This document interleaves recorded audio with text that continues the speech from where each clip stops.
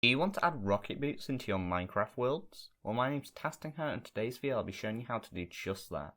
Starting off with the showcase of this item, when picked up off the ground and equipped, a meter on the side of your screen will enable your total rocket boots power, being maxed out at 100%.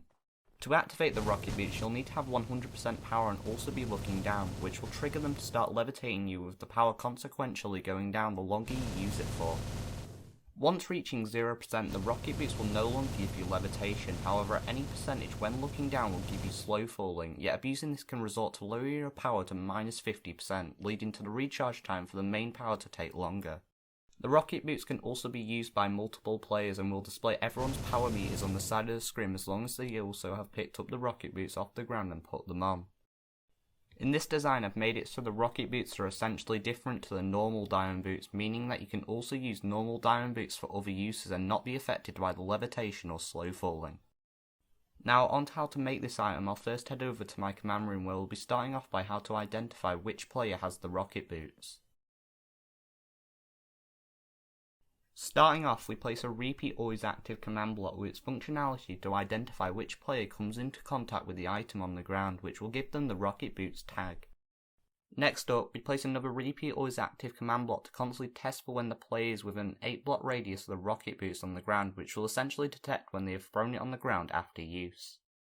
We use the output of this to go into 2 repeat needs redstone command blocks to constantly remove the rocket boots tag from the player and also the rocket boots 2 tag from the player, which will be relevant in a short while. At last, we move on to allowing the system to be locked when the player gets within a 2 block radius of the rocket boots, so that the player can have access to adding themselves to the rocket boots tag through our first command block and not be affected by the removing of tags while in pickup range. Moving on to detecting when the player equips the rocket boots and the power chart on the side of the screen, we'll first place our repeat always active command block to constantly test for when the player with the rocket boots tag is present and also is wearing diamond boots. We take an output of this going into a repeat needs redstone command block to add the second tag called the rocket boots 2 to the player. Now the reason we add 2 separate tags is to tell the difference when the rocket boots user is actually wearing the boots instead of just having it in their inventory. We also use 2 impulse needs redstone command blocks to add a scoreboard objective dummy called power and also to enable the display for a scoreboard objective set display so it's visible to the player. Coming off the output from before, we also take that into a redstone torch to act as a switch between the 2 systems, so when the player unequips the boots we can use these 2 command blocks to remove both the rocket boots and the rocket boots 2 tags as well as the scoreboard on the side of the screen. Moving on to the power adjusting going up and down, we first place a repeat always active command block to constantly test for the presence of when a player with the rocket boots 2 tag is looking down, which will detect for our RXM value what I've set to an example of 65. Now if you'd like it so the player has to look really far down, then you want to higher this number to a maximum of 90, and the opposite way if you'd like it so the player can use it looking further upwards.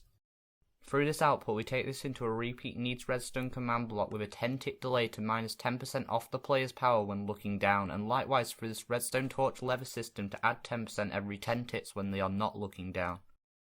Moving off this for a second, we also use these 2 repeat always active command blocks to allow for maximum and minimums of our power levels, essentially lock it so you can't go past 100 and -50.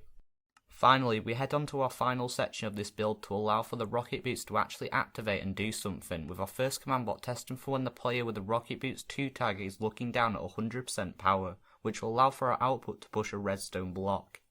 On the other hand, we also put another piston on the opposite side of the trigger, pushing the redstone block back when the power for the player reaches 0%.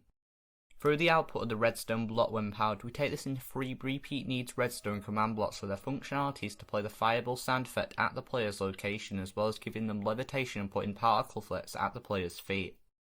At last, we place 1 final repeat always active command block to give the player slow falling when looking down. With that you are done, and if this tutorial helped you then make sure to like and subscribe, and as always, stay creative.